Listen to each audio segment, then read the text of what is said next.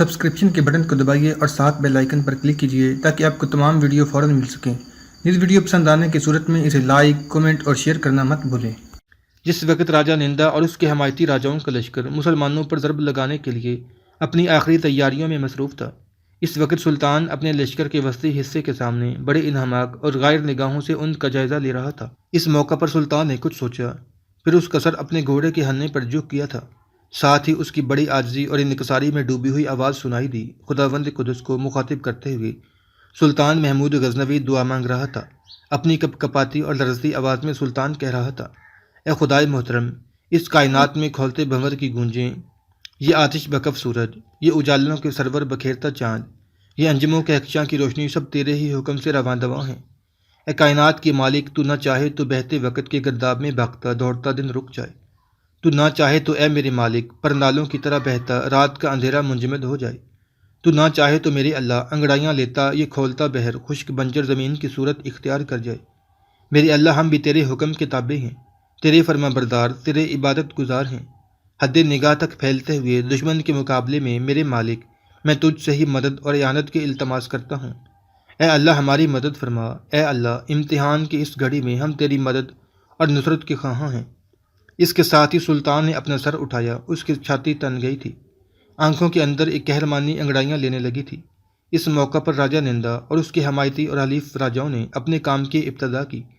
چنانچہ اپنے لشکر کو انہوں نے آگے بڑھایا اور اس کے بعد وہ سلطان کے لشکر پر اسم و جسم، نبض و نفس میں ادبار کا انتشار پیدا کرتے، مستی میں جھاگ اڑاتے تندگام طوفانوں، خون پیتی یورچوں اور کرم خوردہ ہنگاموں کی طرح حملہ آور ہو گئے تھے۔ دوسری طرف سب سے پہلے سلطان نے اپنے کام کی ابتدا کی۔ پہلے حسب عادت اس نے اور اس کے لشکریوں نے خوفناک اور ہولناک انداز میں تکبیریں بلند کیں۔ اس کے بعد سلطان محمود غزنوی نے اپنے حصہ کے لشکر کے ساتھ اس طرح اپنے کام کی ابتدا کی جیسے کہ انمول خزانوں کے تجسس میں ان گنت مخفی حروف کو جلدی الفاظ میں لکھنے پر مجبور کرنے کے لیے سمندر کی طرح چیخ چلا اٹھا ہو۔ ساتھ ہی سلطان نے کرن ہا کرن سے منتظر موجوں کے تلاطم اشنا طوفانوں، امن و آشتی کی ردا اتار کر بے روک جوالا مکھی کی طرح دشمن کے لشکر پر حملہ کر دیا تھا۔ سلطان کے ساتھ ہی ساتھ اس کے لشکر کا دایاں پہلو بھی حرکت میں آیا، اور وہ بھی راجاؤں کے متحدہ لشکر کے سر پر موت بن کر کھیل جانے والی جلتی تقدیر، پرت در پرت خون بکھیرتی قضا، شام سے لپٹ کر روتی بربادیوں میں ارادوں کی اتھا سنگینیوں اور تکبیروں کی آوازوں کی ہولناکی کی طرح حملہ آور ہوا تھا۔ دائیں پہلو کا یہ حملہ انتہائی ہولناک تھا۔ اپنے پہلے ہی حملے میں انہوں نے دشمن کے لشکر کو تھوڑا سا اس طرح پیچھے دھکیلا تھا جیسے وہ زمین کے لالو مرجان بنتے نوجوانوں کو لامحدود پیاسے صحرا میں لمحوں کی طرح اڑانے کی کارروائی کی ابتدا کرنا چاہتے ہیں، اور اس کے بعد ہر آنے والے کی حالت دھیمے دھیمے سلگتی چوب، شام کی بے نوائیوں اور محدودیت کا شکار ضمیر کسی کرنا شروع کر دی تھی۔ دائیں حصہ کے ساتھ ہی ساتھ سلطان کے لشکر کا بایاں حصہ بھی اپنے کام کی ابتدا کر چکا تھا۔ پھر وہ منہ چڑھاتے لہو کو انگار کرتے انہماک بھرے قیامت خیز جبر، موسموں کی سختیوں میں گرم ہواؤں تک کو ادھیڑتی سلگتی خوفناک دوپہر کی طرح حملہ آور ہوتے ہوئے اپنے سامنے آنے والے دشمن کے لشکروں کی حالت بڑی تیزی سے پتھریلی مسافتوں کے مسافروں، کالے قہر میں پنسے تشنہ جنوں کسی کرنا شروع کر دی تھی۔ کچھ دیر ایسا ہی سما رہا۔ اس کے بعد سلطان محمود غزنوی اور اس کے سالاروں نے اپنے حملوں میں ٹھہراؤ پیدا کر لیا تھا۔ پہلے جو تیزی تھی اسے ختم کر دیا۔ اس کے بعد سلطان نے اپنے حصے کے لشکر کے ساتھ آہستہ آہستہ پیچھے ہٹنا شروع کر دیا تھا، جبکہ اس کے لشکر کے دائیں بائیں کے دونوں پہلوؤں نے تھوڑا سا آگے بڑھتے ہوئے ایک طرح کا نیم دائرہ بنانا شروع کر دیا تھا۔ راجہ نندا اور اس کے حمایتیوں نے جب دیکھا کہ سلطان پسپا ہونا شروع ہو گیا ہے تو ان کی خوشی اور مسرت کی کوئی انتہا نہ تھی۔ اس سے پہلے ان کی جس قدر جنگیں سلطان محمود کے ساتھ ہوئی تھیں، ان سب میں سلطان نے انہیں شکست فاش دی تھی اور انہیں پسپا ہونا پڑا تھا۔ اب جو انہوں نے دیکھا کہ مسلمانوں کا سلطان ان کے مقابلے میں پسپا ہو رہا ہے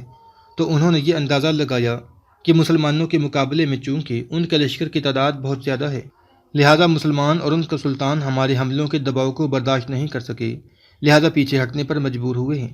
راجہ نندا اور اس کے حمایتی راجاؤں نے یہ بھی اندازہ لگایا کہ شروع میں مسلمان بڑے زوردار انداز میں حملہ آور ہوئے تھے اور ان کے لشکر کو انہوں نے خاصا نقصان بھی پہنچایا تھا، لیکن بعد میں ان کے حملوں میں کسی قدر دھیما پن اور کمزوری کے آثار پیدا ہو گئے تھے۔ یہ صورتحال شاید ان کی پسپائی کا باعث بن گئی ہے۔ چنانچہ اسی ظن و گمان اور انہی تخمینیوں کے تحت وہ آگے بڑھنا شروع ہوئے۔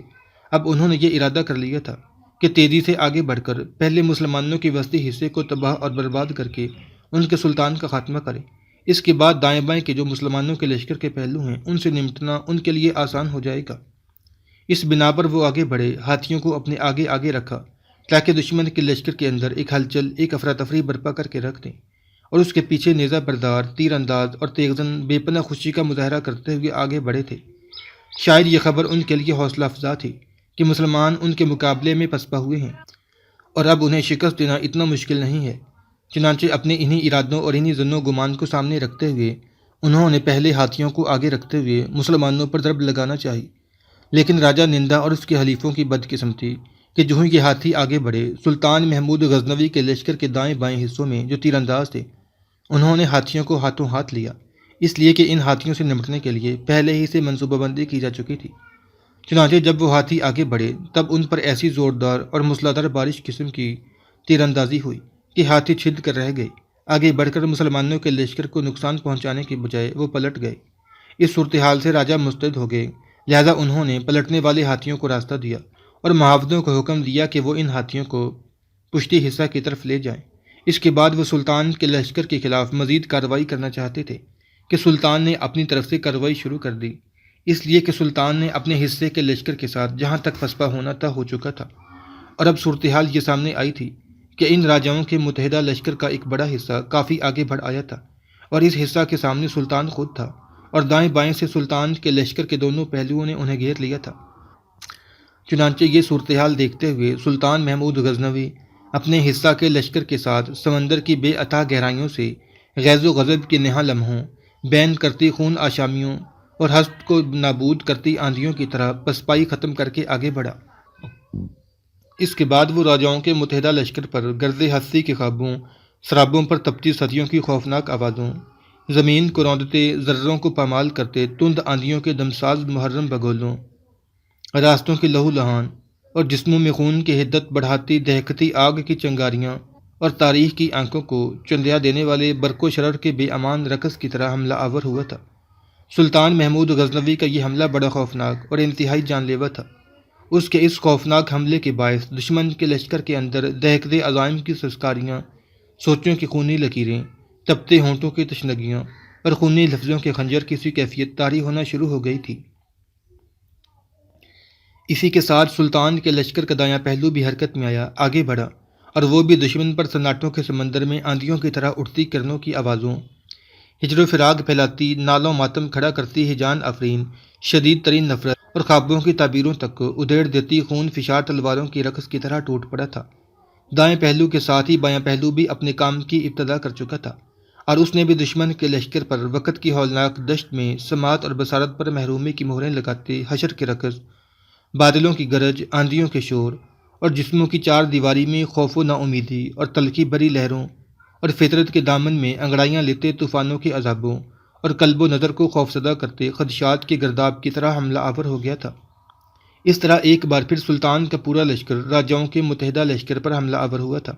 اور اس موقع پر سلطان نے جو اپنے پڑاؤ کی حفاظت پر اپنے لشکر کا ایک حصہ مقرر کیا تھا وہ بھی اس کے سالار کی سرکردگی میں سلطان کے لشکر کے حصہ سے آن ملا تھا۔ اس طرح سلطان کے لشکر کو مزید تقویت ہوئی۔ تھوڑی دیر کی مزید جنگ کے بعد راجہ نندا نے یہ اندازہ لگا لیا کہ اب اسے اپنے سامنے شکست صاف دکھائی دے رہی ہے، لہٰذا اسے خدشہ پیدا ہوا کہ اگر پسپا ہونے، بھاگنے، فرار اختیار کرنے میں زیادہ دیر کی جائے تو ہو سکتا ہے کہ سلطان کا لشکر انہیں چاروں طرف سے گھیر لے، اس لیے کہ ان کے لشکر کا جو حصہ کافی آگے بڑھ گیا تھا اسے تو سلطان کے لشکر کے تینوں حصوں نے ایک طرح سے گھیر کر اس کا خاتمہ کر دیا تھا، اور اب سلطان اور اس کے لشکر کے دوسرے حصے آگے بڑھ کر بڑی تیزی سے راجاؤں کے متحدہ لشکر کی تعداد کم کرنے لگے تھے۔ یہ صورتحال دیکھتے ہوئے راجہ نندا فوراً حرکت میں آیا، اپنے حصہ کے لشکر کو اس نے سمیٹا اور دریائے گنگا کی طرف بھاگ کھڑا ہوا۔ دوسرے راجہ بھی جدھر کسی کا منہ اٹھا اپنی جان بچانے کو بھاگ کھڑے ہوئے تھے۔ پھر یہ سارے راجہ چکر لگاتے ہوئے کالنجر کے راجہ نندا کے پیچھے پیچھے دریائے گنگا کے اس پار ہو لیے تھے۔